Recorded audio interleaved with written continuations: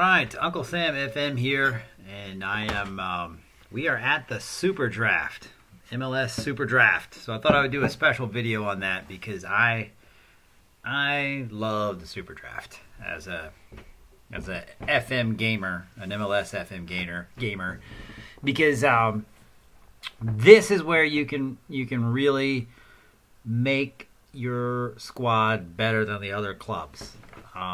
This is where, for one, okay, obviously, most of your foreign players that you bring in are going to be better than anything domestic. Your foreign players, if you scout properly and sign the right guys, you're not going to be able to find very many Americans as good as your foreign players. So that's just truth. So, but the MLS, you're only allowed to have 8 foreign players. If you're lucky enough to convince some other teams to trade their international slots to you, you can maybe get 10 or 11. But even then, like you're going to have more players. You're going to have more depth if you're going to win multiple competitions. And my goal in this game is to win the Club World Cup with the Dynamo. And that's a huge challenge because, I mean, maybe if you're like some kind of tactical mastermind, you can make it happen. But I prefer to have an identity and to play that identity win or lose, right? No matter what, that's who we are. Now, I'll make little adjustments. I do try and win. I'll back off a little bit, but we're still going to be who we are. We're going to be the Dynamo, and we're going to win playing Dynamo football. And so that's my goal. But to do that, I'm going to need depth. I'm going to need the American players I get have to be the best that I can find. So the MLS SuperDraft is the easiest way to get quality American players. You can obviously trade for them, but you're giving up future players when you do that. So I put a lot of work into the MLS SuperDraft, probably more than most other gamers. Now, I'm going to show you my system and what I do, but obviously you don't have to take it as far as I do. You can take it farther. The more detail-oriented you are with the MLS SuperDraft, the better chance there is that you're going to get better players. So first thing I'll do, I'll go to the Combine. So we'll go to the MLS Combine. So you can find it. And I go to each of the teams because the idea is I'm going to get all of the players in the draft onto a short list. I make a short list of all of the draft eligible players. There might be an easier way to do that, to do what I'm showing you here. But I could not find like an inbox that a notice in the inbox that has all the players listed somewhere. They might be. But so this is what I do though. I'll click on the top guy on the first team, and I'll go all the way down to the bottom, hold down Shift, and click the bottom guy so that I can right-click, add to short list. But I've already added all these guys, so it won't let me add them back to the. So I've made a short list called the 2018 SuperDraft. So I do it with that team, and then I go to the next team, do the same thing. Add all these guys. I've already done it. That's why they're all in pink or whatever. And so I put these guys in my short list. Now, most of them have been scouted. Some have not. Now, the reality is that these 4 teams that are in the Combine, they won't have all 150 players. But it's the easiest way to get the most players onto the short list. So then I'll actually go to the draft. And the guys who are not on the short list that you see in this list, this is all 150 players. So you can't select more than one guy on this screen. That's why I had to go to the Combine to add all the players at once. So which at that Combine usually that amounts for about half of the players in the draft are in the Combine. Maybe less than half if it's close to half. So, but the rest you're going to have to one at a time add to the short list. So, lists, add to short list. And as you can see, I have already created a short list for the 2000. Let me go to my list here. Was it scouting? Where that is? Yeah, short list. So I've got my list here, and I've also have a few. I need to auto size these. I've got a few, whatever you call them, views, custom views set up for each of my positions. So I'll go to this short list, and this short list is all 150 of the draftees. Okay, and this helps because these are all the goalkeepers in the draft, and I can rank my goalkeepers, and I can rank sweepers, which there are none. I can rank center backs. I can rank right backs, left backs, defensive mids, my center mids, wingers, attacking center mids, and strikers. So I can go through and rank, and then I can unclick that and then rank all of them. So this is what I do after I've kind of gotten an idea of how I'm ranking my players. I will do my own kind of mock draft, and what I've got is in Photoshop. Well, I go to Excel, and you can do whatever. You can do it on paper, doesn't matter. But I have a list in Excel, a spreadsheet, where I rank the players 1 to 24 for the first round. Meaning, if I had every pick in the first round, then these are the players that I would pick. And so I will bring this up so that you can see it. So this is my list. As you can tell here, you've got the first round. These are 1 to 24, and then I rank them 1 to 24 for the second round, third round 1 to 24, and then fourth round 1 to 24. So this is my draft board. This is kind of how I do it. There's a lot of different ways to do this. You can do it by position, maybe rank the top 4 or 5 on each position. But I do it this way just because I like to. It's really because how I draft. So I'll drop this back down. There's a lot of different philosophies with an American draft, right? So some teams in American sports will draft according to need. So an MLS team might say, well, I need a right back, so I'm going to go draft a right back. I also need a center mid, so I'm going to draft a center mid. My philosophy, and this is just me personally, but I draft according to the best player available. I don't care about positions. I forget about my needs. I forget about my own squad. I'll worry about that later. With my next draft pick, I want the best player that is available. And when I say best player, what I mean is best prospect. Sometimes that means I'm drafting a player who might not have the best attributes right now, but he has the most potential to develop into a better player, right? So I'll pick a goalkeeper who might have the second or third best ratings at current attributes, but he has a higher potential. And that obviously high potential there's a lot of factors in that. It has to do with professionalism, which you can't even see. There's hidden attributes, but you look at their personality, and you can kind of get an idea on how professional they are. I look at determination. There's some attributes that I look for in all of my players, which this is my common attributes custom view. And these are kind of what I look for in everybody. I'm a passing team, so I want to see your passing vision and your decision making. Also, I'm a closing down team. Those are the two main components of my style of play: is our passing and our closing down. How well we press. So I look for these in all of my players: goalkeepers, midfielders, strikers, defenders. Those are attributes that I want to see where they are for everyone. I want to see how those players rank no matter what.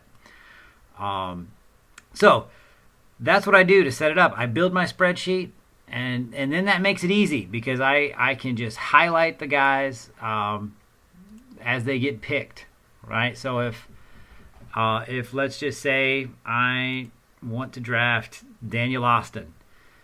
But he gets picked ahead of me. Well, I'm going to highlight him and just move on down to the next guy when it comes to my pick. And I'll bring back my list up. I was looking, and I think the perfect first round for me, I have 3 first-round picks. My ideal situation will be if I can get Mendoza, which I have the number 1 pick. So he's the guy I'm going to take. He's number 1 on my board, he is going to be my first pick. I also really want to get Raul Alonso, and you say my next pick's not till 11. The reality is that all the teams are not going to be working off of the same board as you. They're going to value players differently. The AI, honestly, does not do a great job of valuing draft picks. They generally just pick the best player, the best current ratings available, and I don't do that. I want prospects. And so I'm hoping to get Mendoza, hoping to get Alonso at 11, and then my next pick is 22.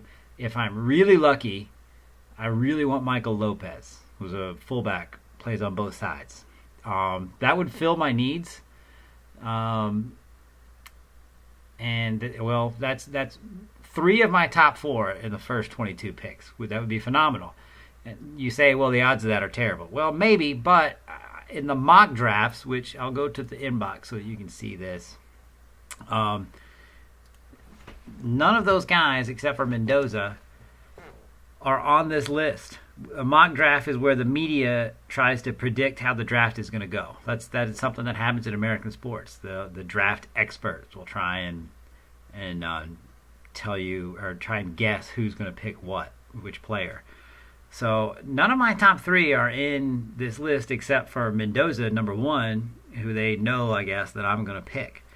An earlier mock draft before I had the number 1 pick, same. None of the guys that I hope to get in the top 4 are on this list. So I'm hoping that I can get lucky and get the top 3 guys. So blah blah blah. Let's jump into the draft, and we'll just go through a draft so you see kind of how I do it. As I said, and I'm going to organize it by name. Mendoza, always going to be my number 1 pick. He's a GA too, so that's a big plus. Yes, I want to pick Mendoza, and on my spreadsheet I'll highlight him so that so that I know that he's off the board. We'll go with, yeah. Okay. So then I look at the next pick. Well, if they'll do it. The Union picked Fernando Valenzuela. He is 17th on my board, which that's high, but I don't think he's got great potential, so I don't mind losing him. I mean, he wouldn't be a bad player to have right now, but where he is now is where he's going to be in 5 years. Steve Jones, he's 23rd on my board. So Brandon Goldman, he is not even on the first round on my board. Let's see. I don't even see him. I may have to do a search here. Yeah, he's the 2nd round pick at number 11.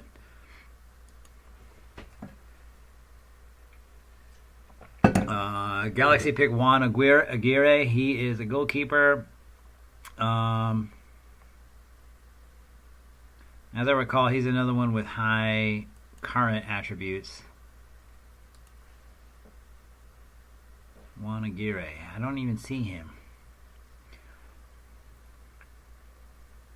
Alright, I'm not going to worry about marking him. I'll just come back. Maybe I don't even have him on my board. Like I said, the AI is not great at ranking players. Alright, so Juan Manuel Sanchez is number 3 on my board. But I always knew I was probably not going to be able to get him. Next pick, Rob Clifford. It's a midfielder. And I don't even see Rob Clifford. I don't remember putting him on my board. Oh, yeah, he's all the way in the 4th round on my board. This kind of shows you how different my ratings are from the AIs. Alex Nicholson, who I also don't remember putting on my board. Probably not very excited about him. But it's looking better for me getting the guys that I want. James Houston, I do remember him. Yeah, he's a right back.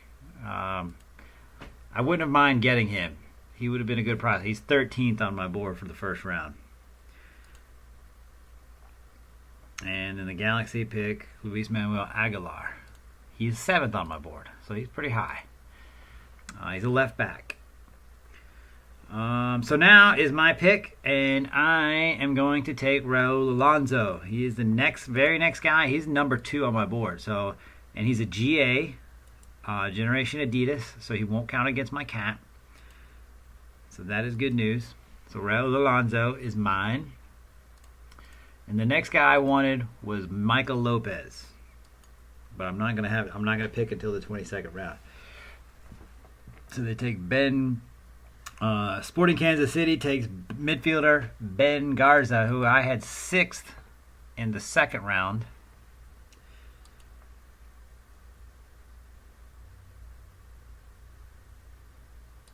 For some reason there's a delay picking my guy or drafting. Juan Juarez.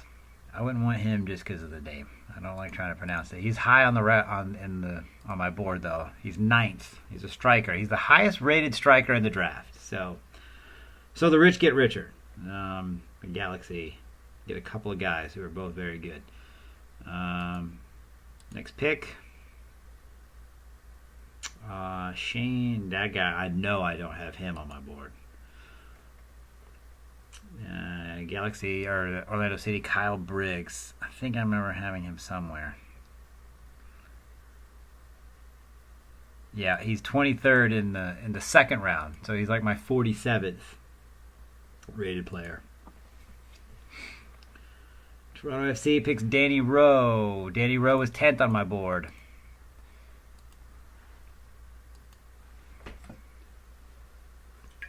DC United, Nico Dienlin, who I don't have on my board. I'm 90% sure I don't have him anywhere on my board. So this is where, and they're kind of showing that it's not an exact science. Now, Barry Collier Abella is very good. Yeah, he's a fullback on both sides. But see, that's a lot of these guys are really close in current ability, which that's just their ratings as of now. When you look at them, so trying to figure out from one player from number 10 to number 50, there's not a big gap, so it could be a challenge, evaluating players. Pedro Rodriguez, I have him somewhere. Pedro Rodriguez, yeah, he's a goalkeeper. He was 10th in the 2nd round on my board. Atlanta United, Jay Morales, he was number 6 on my board. 6th in the 1st round, so that's a good pickup for Atlanta United. Raul Chan was number 5 on my board, attacking midfielder. And so obviously I'm getting what I hope to get. I will be drafting Michael Lopez, who, as I said before the draft started, these are the 3 guys I hoped to get out of the 1st round with. And so I did. So that's 3 of my top 4 guys on my board I got. So that's really good. If I didn't have another draft pick, that's a good draft. These are guys who all contribute, and I'll sell later and make lots of money for it, to be honest. Gary Lovejoy was in my number 1 pick of the 2nd round.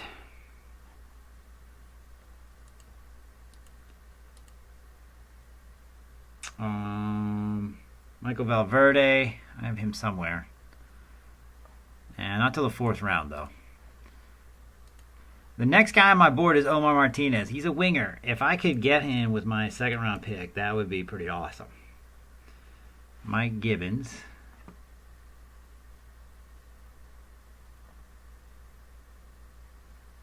I thought I had him on the board, but I don't see him.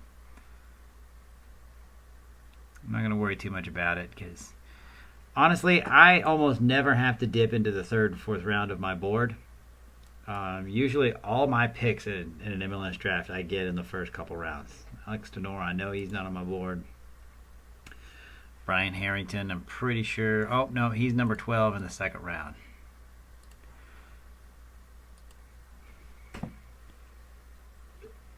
Nathan Chambers. He's not in the 1st round.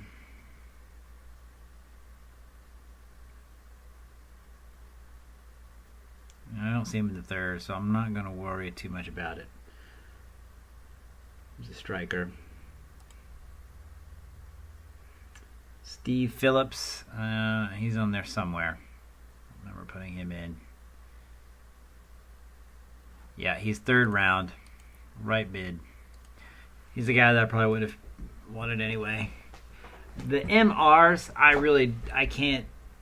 I don't even want the MRs because I don't like trying to retrain somebody. I don't use MRs, so I'd have to retrain him as either a right back or a right wing.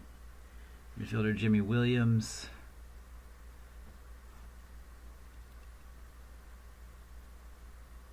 I don't see Jimmy Williams. I'm not gonna worry about it because I'm making a video here and you guys are getting bored. David Coleman Stevens. Yeah, he was my number 1 in the 3rd round pick. So I still have, it looks like I've got about 15 guys left in my first 2 rounds on my board. So I'm going to get one of these guys. Mitch Chavez. He was on there somewhere. Mitch Chavez and then Steven Flores.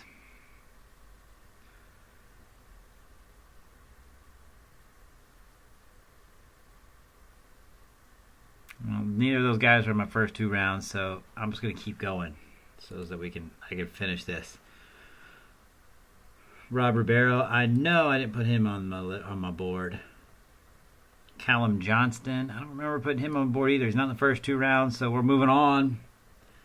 Jonathan Duran, don't see him on my first 2 rounds. Daniel Thomas, now he is the last pick, my last on my board for the 1st round. This is a striker.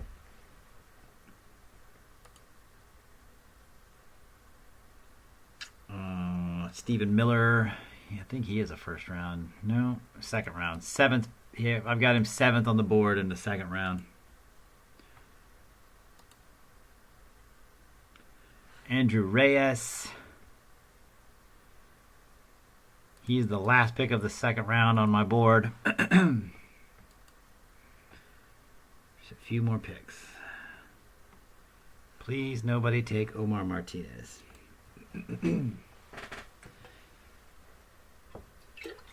Steve Turner. It's not on my board the first 2 rounds, so I'm not going to. For your guys' sake, I'm going to try and kind of rush through this. Graham Smith. He is not on my board the first 2 rounds, so Bruce Cook. That's another. Oh, he's 19th on my board, 1st round, attacking mid. Stuart Rothney. I don't think I have him on the first 2 rounds. Yeah, I studied my 1st round pretty good, so I recognize all the names on the first round of my board. Dan Jimenez is not one of the guys on the 1st round.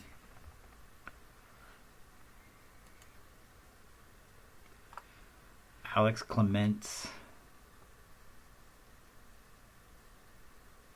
I've got him on my board somewhere, but okay, so that means that Omar Martinez is available. He's the next guy on my board, and that's who I'm going with. I'm sticking with my story. Omar Martinez. I think what I'm going to do too is I'm going to filter out whether or not they've been drafted. So the ones that have not been drafted. Make it easier for me to find them. So Omar, the next guy on my board is another right winger. So that's going to be that is going to be decision time, right? Normally I just take the best player available. But since I've already drafted a right winger, I have to decide, do I want to draft another one? And so what I might have to do then is look and see if either of them have any familiarity playing on the left. If they do, then okay, I'll train him on the left and draft both. But I probably shouldn't get ahead of myself because it could be that he goes off the board. Right. So the next guy on my board is Mark Richards. So Martin Benali, there's two Benalis on my board. They called them the Benali brothers, but neither of them are on the first two rounds, so I'm not going to worry about it. Brooke Valenzuela, he is on my board somewhere, but not the first two rounds, so let's move on. Richard Hargraves is 18th on my board. He's another attacking mid.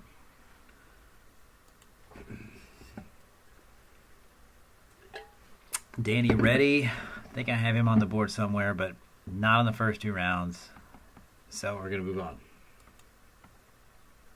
Tony Tanny. That's a bummer.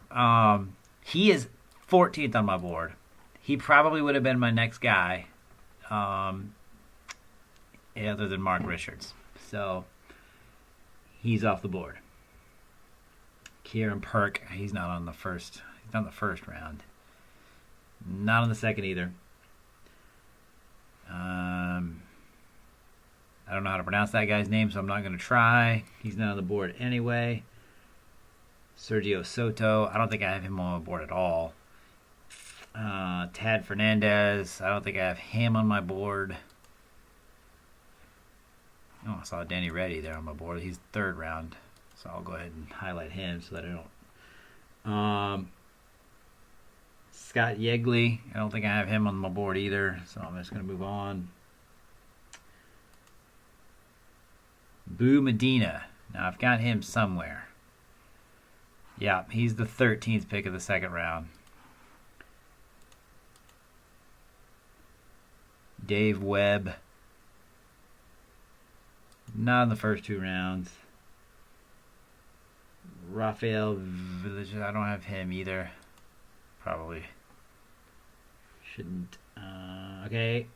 Louis Sisson, definitely don't have him. I would have remembered that name.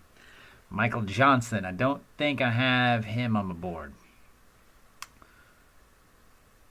Nope, not in the first two rounds anyway. Javier Morales, not in the first two rounds. Bill Bourne, he is a first round. I've got him as 16. He's a striker.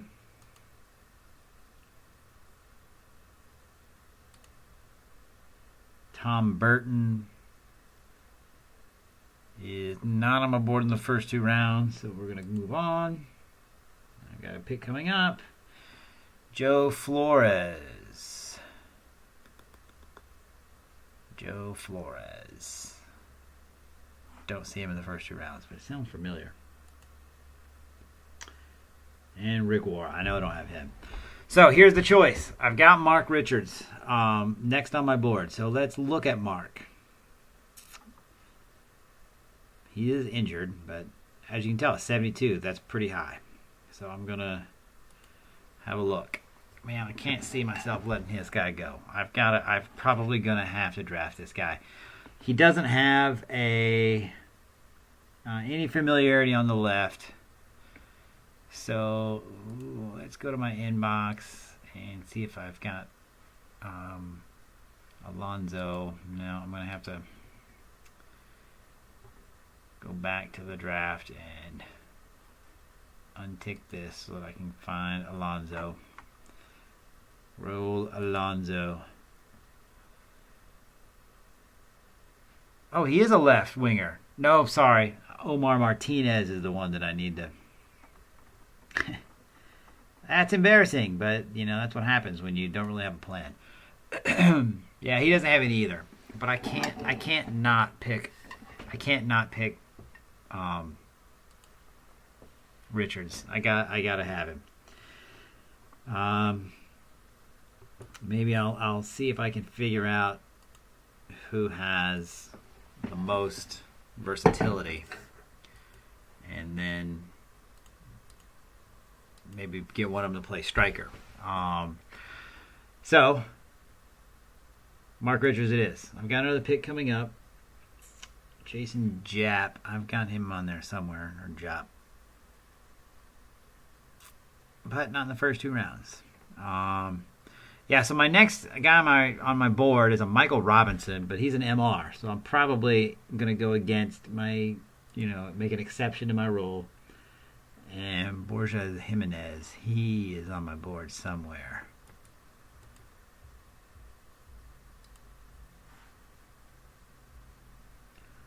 All right, well, tell you what I'm going to do. You guys see how it works. Have a system and go by it. Make a list. Evaluate your players. Rank them in some way. You can do it by position. You can do it like I did it, just 1 through 96. And then pick your best player. If you just go into the draft winging it and just picking the guy that your scout says is the highest, you're not going to draft efficiently. And I want to draft efficiently. I want to get the best guys that I possibly can. If I'm going to miss on a guy, I don't want it to be because I wasn't diligent enough. I don't want it to be because I was careless. Because drafting these guys is, the draft is where you can really foster the depth that it takes to not only win MLS, but to be successful in multiple competitions. Because in MLS, you're going to have to fight on multiple fronts. That's true in any league. But it's harder in MLS because of things like the salary cap. And so if you want to get your squad under the salary cap and still be deep enough to win the Open Cup, to win the league, to win the Champions League, you're going to need to draft well. So go in with a plan. You don't have to be as detailed as me. You might even want to be as more detailed. Look at more factors. I usually don't even look at age, but I could, right? You can factor age in because there usually is at least a couple of 18-year-olds in there. So, yeah, have a plan. Make yourself a board somehow, some way, and then and use it. Yeah, because that will make the difference in building an MLS team that's deep enough to win multiple competitions. So, this is Uncle Sam signing off.